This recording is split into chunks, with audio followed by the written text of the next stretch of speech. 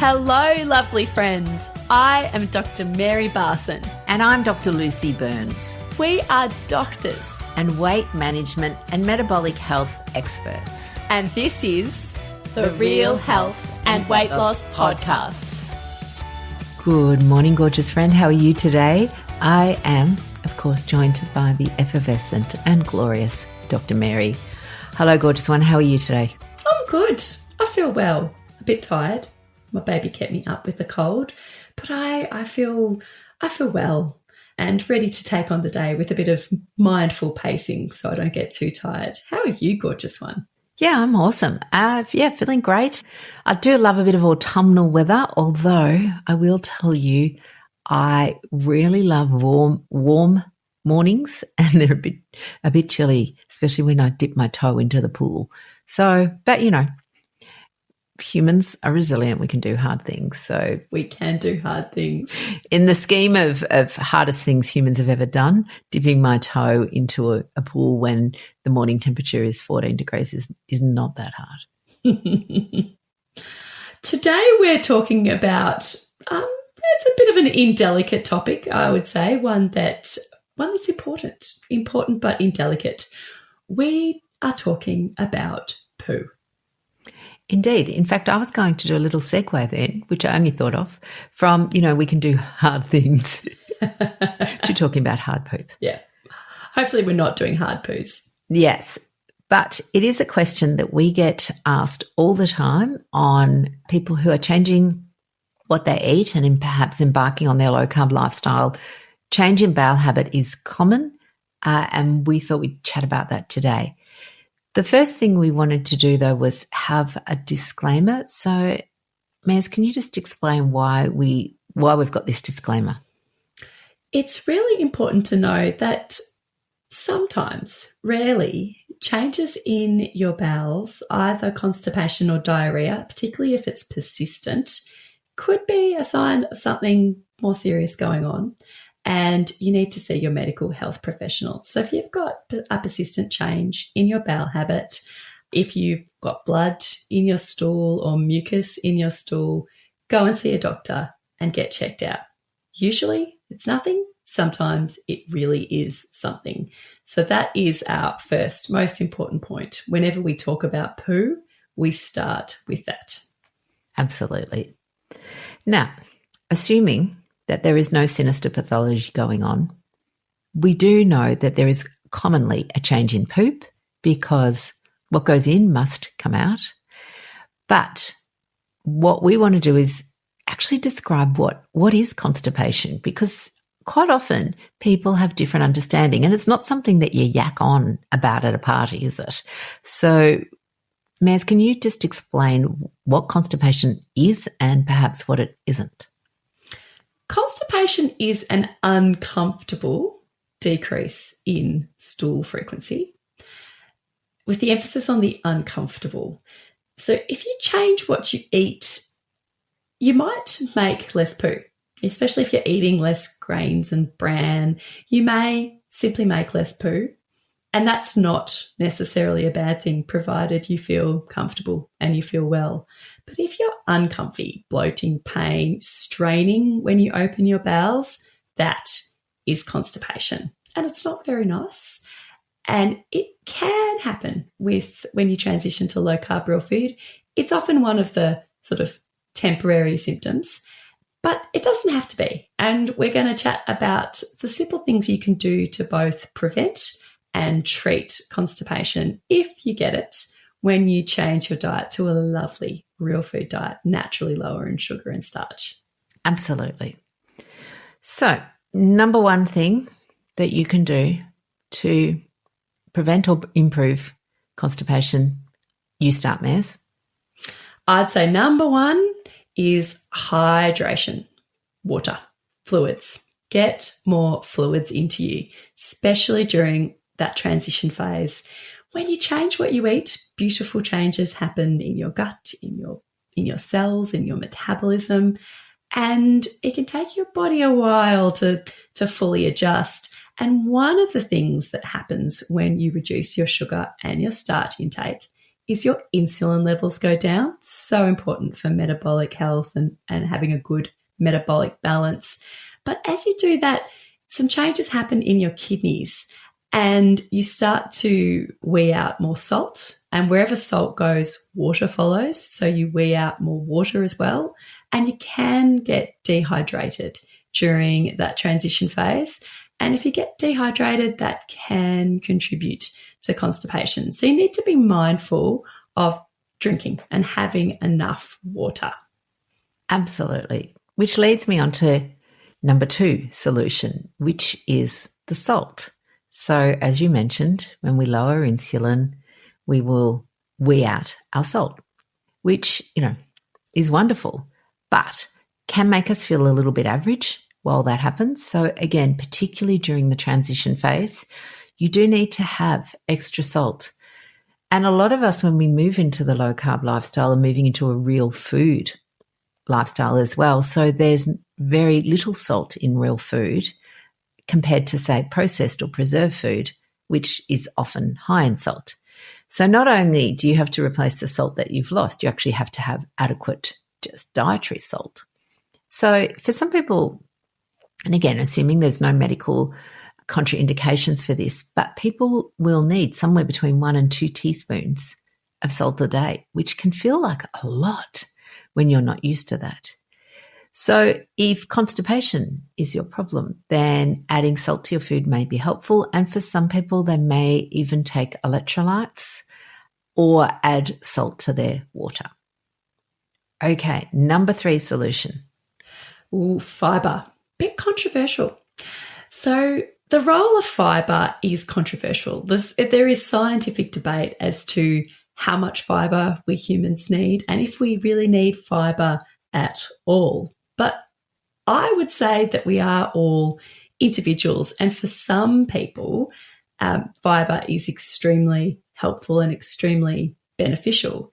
And potentially increasing your fibre intake may help with constipation. There's a few ways you could do this. We love fibre from whole food sources, so have some delicious low-carb veggies, those beautiful above-ground veggies. If that works for you, have those in your diet. That's great. Another way to experiment with increasing fibre, if you wanted to, would be to have some chia seeds. They're really high in insoluble and soluble fibre.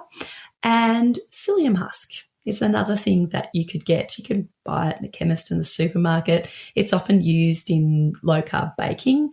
And psyllium husk, it's like a bulking agent, really high in both soluble and insoluble fibre. And you can have 1 to 2 teaspoons of that mixed with water and see if that helps you. And the next thing is we're moving on from the salts, but a particular type of salts. Lovely Lucy, what's the other thing that can be really helpful in constipation? Yeah, so magnesium. So magnesium is, again, a mineral, an element that is important in our metabolism. And a lot of people find that particularly when they move into that lower carb lifestyle, that their body really misses its magnesium and they can feel a bit terrible. So it can give you headaches and things like that. So replacing that can be really helpful with that thing that is sometimes referred to as keto flu. We just like to call it transition symptoms. It's all it is. But same with your bowel. So with your bowel, you can take magnesium and it can be super helpful. And if constipation is the problem, then you can take it as magnesium citrate. Magnesium citrate is helpful because the magnesium in that form is easily absorbed. So that's good for your body. And the citrate component is the thing that helps stimulate the bowel. So if diarrhea is a problem, then don't use magnesium citrate. But if constipation is, then it's your friend. And it's easily available. It's a pretty cheap form of magnesium. You can just buy it at the chemist. So, yeah, I would be looking at that. Another thing that can be really helpful if you've got some constipation is to look at fermented foods. So one reason why we might be getting constipated when we transition to a low-carb real food diet is because of the changes in your gut microbiome. And with real food, you get beautiful, healthy changes. You get an increased diversity of microbiome. You get more of the healthy, helpful microbiome that make all of these beautiful metabolites that are so helpful and healthy for your gut, your body, your brain, every single part of you. But again, the transition, can be a little bit rocky. And you can help your gut microbiome by eating healthy bacteria in the form of fermented foods. This could be, your kimchi, your sauerkraut. It might be some kefir, some fermented drinks. It is important with fermented food, though, to start low and go slow. So just introduce them a little bit at a time. Otherwise, it can be a bit of a sharp shock to your system and you can get symptoms that aren't too helpful. But fermented foods are so good for you all the time. They're good for you, but especially if you've got problems with constipation. Yeah, absolutely. And I think just being mindful of the commercialization of fermented foods, we don't want to be eating or drinking foods that are fermented, but then they have added sugar, because fermented foods in general are quite tart. Like, that's part of the fermentation process. And then, companies go, oh, well, we'll just add a whole pile of sugar on it to make it palatable. So Yakult was one of the very first sort of, little probiotic drinks that's still incredibly popular, but not that helpful. So, yeah, plain yogurt, looking if you're going to use kombucha, looking at either making your own or using one that's a low sugar one. So definitely fermented foods. The whatever we're up to now, number 6, That's I think. 6, I think. Yeah. Yeah. Is, again, a little review of your dairy intake. So there's 2 things that seem to happen with dairy. And again, this is just highlights the individual nature of people. For some people, dairy will give them diarrhea. And for some people, it will give them constipation. If you're in camp constipation and you eat a lot of dairy, then just do a little experiment in reducing it. It's really interesting, and this will lead into the next one, but I do know that people who put cream in their coffee, for example, will often find that they get diarrhea. They have to run to the toilet. It can be a combination of a couple of elements. But yeah, so I just do a little dairy audit, which is again something we love doing. This is not about cutting something out. It's doing an audit. It's doing a little investigation. You're doing your own experiment. You're your own compassionate scientist, and then you get to see what works for you and what doesn't, rather than just blindly following somebody's protocol. It's empowering, being your own scientist. And another thing you could experiment with is coconut oil and or MCT oil, not and, probably or. So coconut oil is interesting in that it contains certain oils, including these medium chain triglyceride oils, that we're not particularly good at absorbing. So we can, but not all that well and not all that efficiently. And so they sort of just go through our gut, and that can help lubricate things and can help ease sort of the stool passage. Again, you want to go slow, start low and go slow and experiment with this. If you add too much too quickly, it might not go in your favour. Just sort of be mindful as well that, it is adding in an extra dietary fat, which means that's what your body will burn before it burns your own stored fat. So you want to just experiment with it and see how it goes. But having a teaspoon or 2 of coconut oil can be extremely helpful. Same with MCT oil.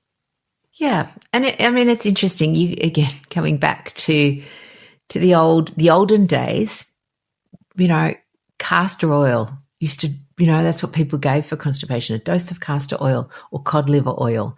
And then we just completely stopped doing that because we moved into the fiber, the bulking agents, and everybody was using, either stimulant laxatives or bulking agents, which we can talk a bit about later. But yeah, again, this is not new. These are old remedies, and they make sense.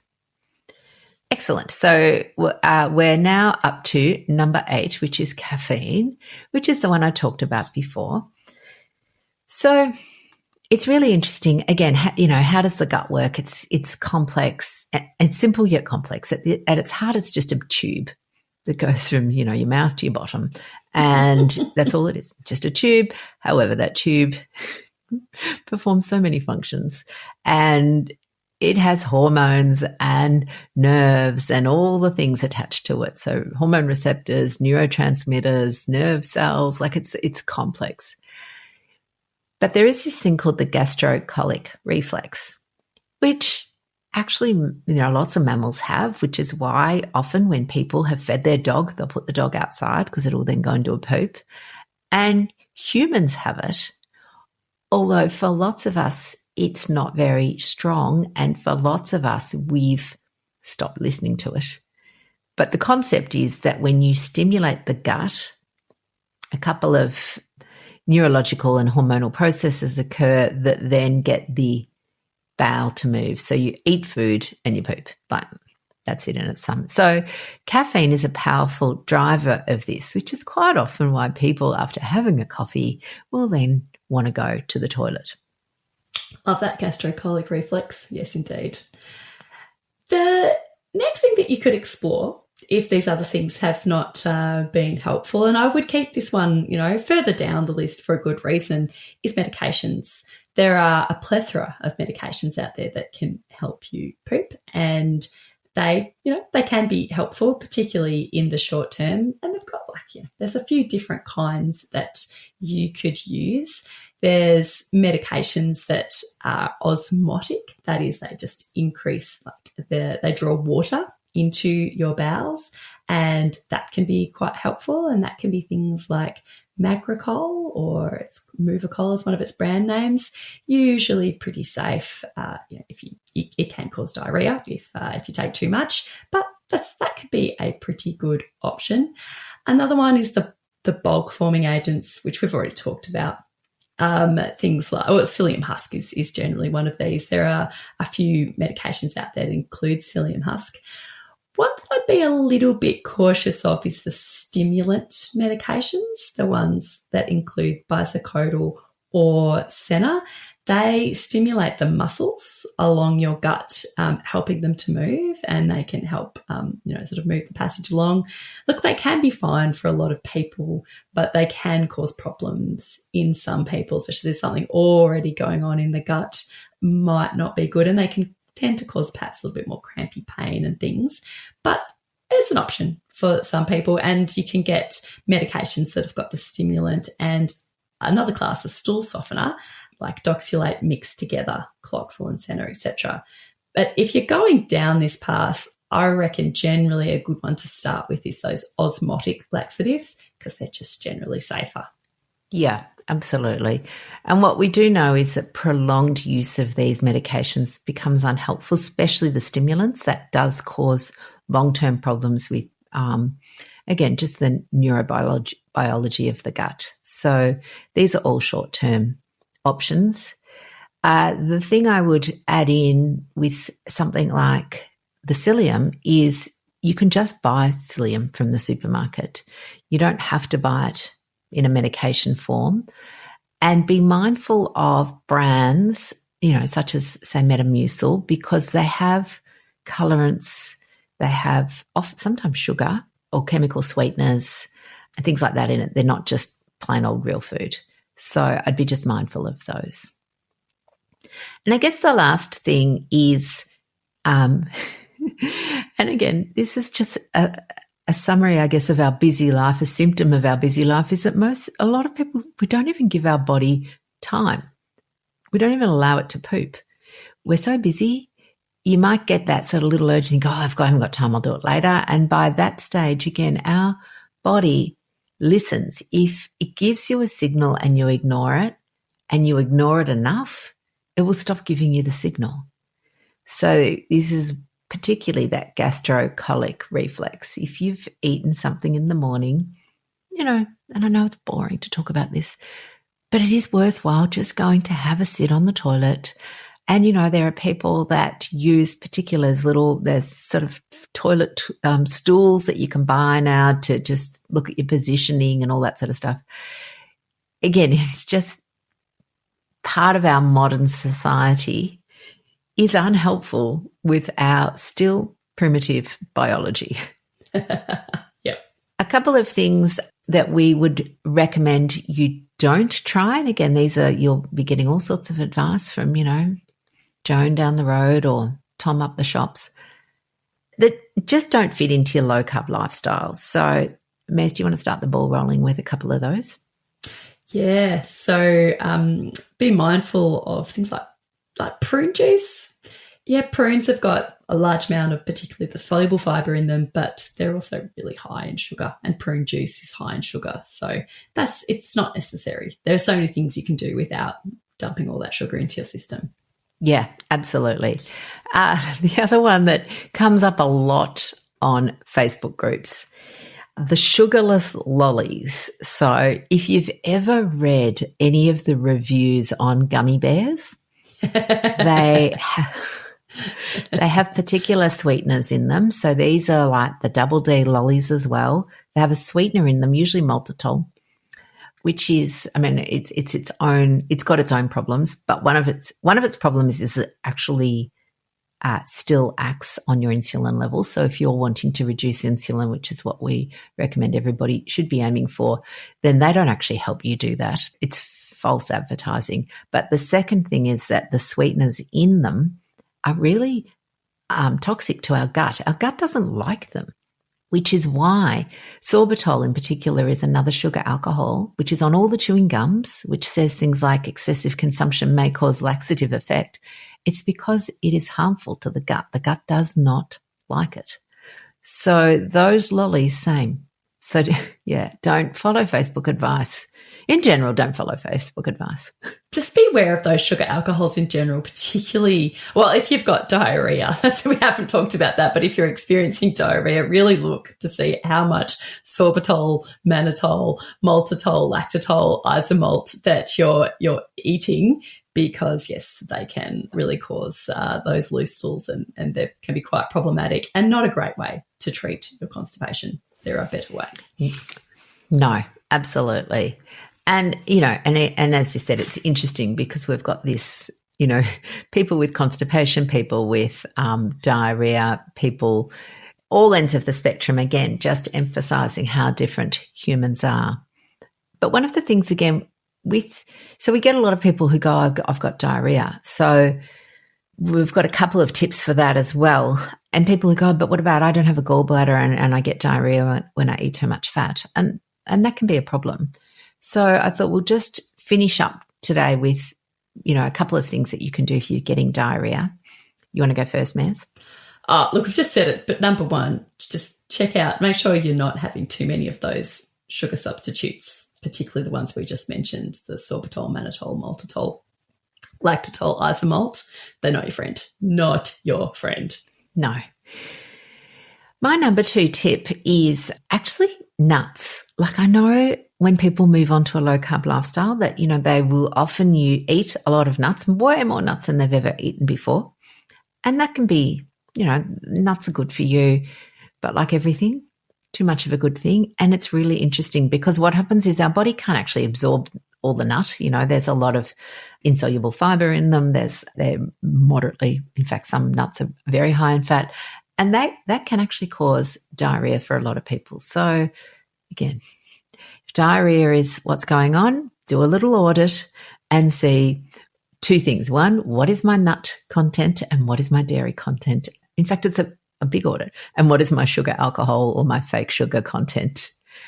And even amongst all of that, some of the newer processed foods have what we like to call fake fiber in it. So it's chemically constructed fiber or fiber that's pulled out of the original source. So particularly something like inulin, which is used because it's slightly sweet and it's a fiber, so you can whack fiber, 5-star fiber rating on your front of your packet. But again, for a lot of people, their gut doesn't like it. It's not how it's supposed to be eaten. So again, just doing a little audit there, I think, can be super helpful. Yeah. And finally, just think about your fat intake with diarrhea, if that's something that you are experiencing. if you're having extra coconut oil or MCT oil, really think about that. If you're having excess seed oils in your diet, seed oils and vegetable oils, our bodies actually haven't really evolved to cope with vast amounts of these processed oils, unsurprisingly, and that can cause diarrhea for some people. So, focus on real foods, on whole foods and your natural healthy fats, and things should definitely settle down. Absolutely. All right, lovelies. Well, I hope our top 10 tips for constipation with 5 extra tips for diarrhea has been helpful. Again, if you love our podcast, we would love a rating. If you ever feel like just whacking out a 5-star rating, that would be super helpful for us. And of course, share it with your friends, because that's the only way that we get to spread the word around the whole eating real food for health, around improving metabolism and managing mindset. So gorgeous ones, we will see you back next week. Have a wonderful week. The information shared on the Real Health and Weight Loss podcast, including show notes and links, provides general information only. It is not a substitute, nor is it intended to provide individualized medical advice, diagnosis, or treatment, nor can it be construed as such. Please consult your doctor for any medical concerns.